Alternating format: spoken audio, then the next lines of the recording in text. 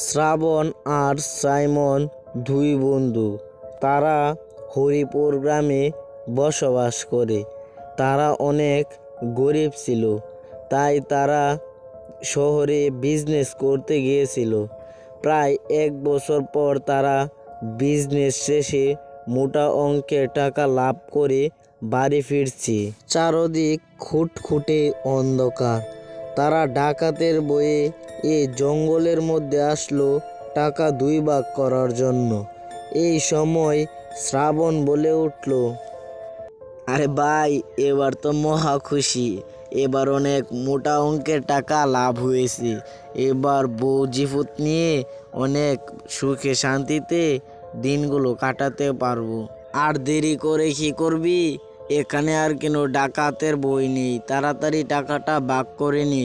কিসের টাকা? তোকে কোনো টাকাই দেবো না, এই সব টাকা আমারই।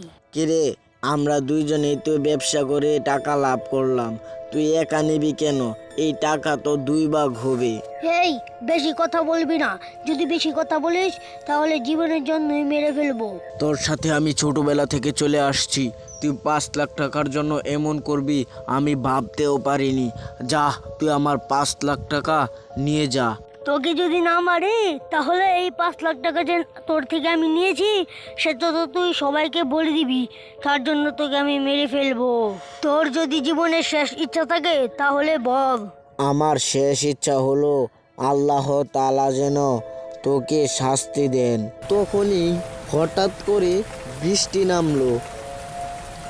সাইমন শ্রাবণকে মেরে 5 লাখ টাকা নিয়ে সেখান থেকে হাঁটতে হাঁটতে বাড়ির উদ্দেশ্যে রওনা হলো। সে সময় প্রচন্ড বৃষ্টি নামছে। তার বাড়ির সামনে আসতেই একটি বাস পড়ে সাইমন মারা যায়। কথায় আছে না, লোভে পাপ, পাপে মৃত্যু।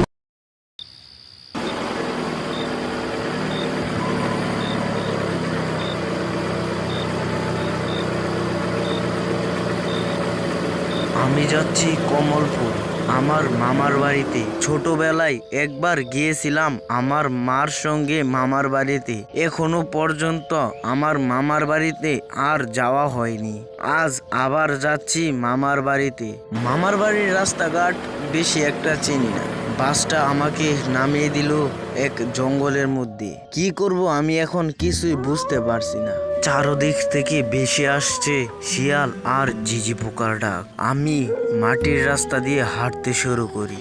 মাটির রাস্তা বলে এদিক দিয়ে আর বাস যাবে না, তাই আমাকে এখানে নামিয়ে দিয়ে গেল। রাস্তা দিয়ে আমি একা একা হাঁটতে থাকি, কাউকেই দেখতে পেলাম না। আমি ভাবলাম একটা গাড়ি পেলে সুন্দর করে যেতে পারবো, কিন্তু গাড়ি তো দূরের কথা, একটা কাকপক্ষীও দেখতে পেলাম না।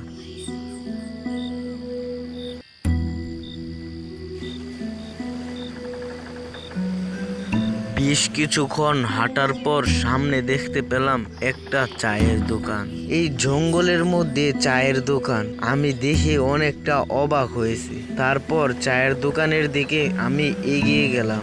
চায়ের দোকানের সামনে যেতেই দোকানদার বলে উঠল, বাবু, আপনি কোথায় যাবেন? এই রাতের সময় আপনি এখানে কি করছেন? চাচা, আমি যাব কমলপুর গ্রামে। এই সামনেই বাসে এসেছি। মাটির রাস্তা বলে বাস আর এই দিকে আসলো না, তাই হেঁটে বের হয়ে পড়লাম কমলপুর যাওয়ার উদ্দেশ্যে। এখনো পর্যন্ত একটা গাড়ি ঘোড়াও দেখতে পেলাম না। গাড়ি কোথায় পাবেন বাবু? এটা গ্রাম অঞ্চল, শহরের মতো এত বেশি গাড়ি ঘোড়া চলে না। আর এখন তো রাতের বেলা, আপনার হেঁটে যেতে হবে কমলপুর গ্রামে। কমলপুর প্রায় এখান থেকে 3-4 কিলোর পথ। সেই কমলপুরে যেতে অনেক বাধা পড়বে আপনার। আপনি ওই রাতের বেলা কমলপুরে যেতে পারবেন তো? আরে চাচা, যেতে পারবো, আপনি এত চিন্তা করবেন না। আমি হেঁটে চলে যেতে পারবো কমলপুর গ্রামে। আমার দোকানের ভিতরে আসেন, 1 কাপ চা খান, শরীরটা অনেক ভালো লাগবে। তারপর আমি ওই চাচার দোকানের ভিতর প্রবেশ করলাম। আমি ওই চাচাকে বললাম, চাচা শুনেছি কমলপুর গ্রামে যাওয়ার আগে একটা কবরস্থান পড়ে, সেই কবরস্থানের মধ্যে নাকি ভূত প্রেতের বসবাস। হ্যাঁ, এই ঘটনাটা সত্যি। সেই কবরস্থানের মধ্যে অনেক ভূত প্রেতের বসবাস। তাই তোমাকে আমি বলেছিলাম এই রাতের বেলায় তুমি সেখান দিয়ে যেতে পারবা না। চলে যেতে পারবো, কিছুই হবে না। আচ্ছা চাচা ঠিক আছে, অনেক গল্প করলাম, এখন আমি চলে যাই। আমার দোকানের এক কাপ চা খেয়ে যাও। না চাচা, চা খাবো না, এমনি অনেক দেরি হয়ে গেছে, আমি চলে যাই। আমি রাস্তার মধ্যে দিয়ে একা একা হাঁটতে শুরু করি।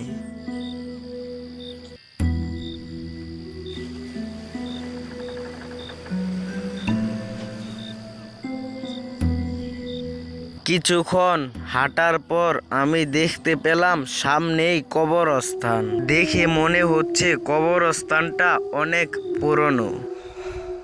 আমি কবরস্থানের মধ্যে প্রবেশ করতে আমার শরীরটা যেন শিউরে উঠল।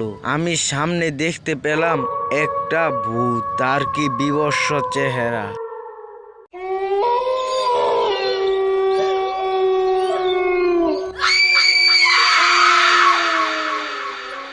তার দুটি চোখ নেই, তার দুটি চোখ তার হাতের মধ্যে রয়েছে। তার চোখের মধ্য দিয়ে রক্ত বের হচ্ছে। সে যেন আমার দিকেই এগিয়ে আসছে।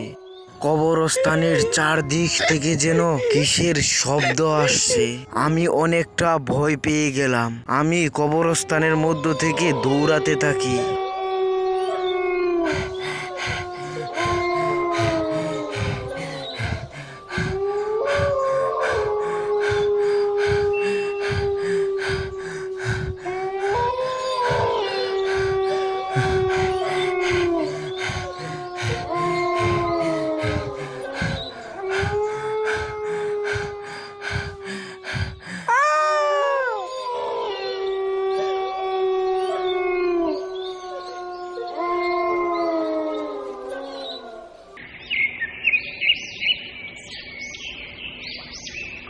তারপর আমি সকালবেলা দেখতে পেলাম রাস্তার মধ্যে অজ্ঞান হয়ে পড়ে আছে। আমার পাশে গ্রামের কিছু লোক দাঁড়িয়ে আছে। এই কবরস্থানের মধ্যে দিয়ে যে আসে তারই কিছু একটা ক্ষতি করে।